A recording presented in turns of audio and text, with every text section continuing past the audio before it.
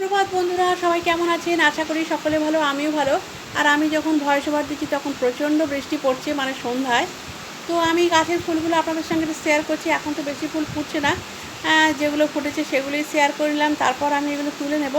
আর ঠাকুরের বাসন টাসন সব কিছু মাজা হয়ে গেছে, ঠিক আছে।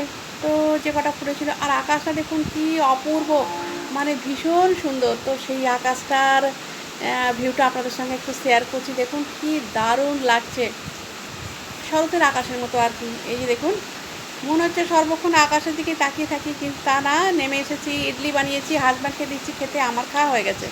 চাটনি আর ইডলি হাজব্যান্ড তো দুটোই খায়, মাঝে মাঝে তিনটে খায়। তারপর রান্না করবো কাটোয়া নোটো শাকের তরকারি, তার জন্য সবজিটাকে ভেজে নিলাম। আর ওটা আমি একটু প্রেসার কুকারে সিটি দিয়ে নিয়েছি। এই যে দেখুন, প্রচণ্ড বৃষ্টি পড়ছে। তারপর মাটন রান্না করব, আলু ভেজে নিয়েছি, করলাটা সেদ্ধ করে নিয়েছি। আর এই যে মাটন ম্যারিনেশন করে রেখেছি, ভাত তো হয়ে গেছে, নামিয়ে নেব। মাটনটা আমি এখন কষিয়ে নেওয়ার পর প্রেসার কুকারে ট্রান্সফার করে দেবো, ব্যাস হয়ে যাবে মাটন। তারপর হঠাৎ করে আবারও ওই তখন বাজে 11টা, বৃষ্টি এসে গেল। অবশ্যই এটা কিন্তু গতকালের ভিডিও।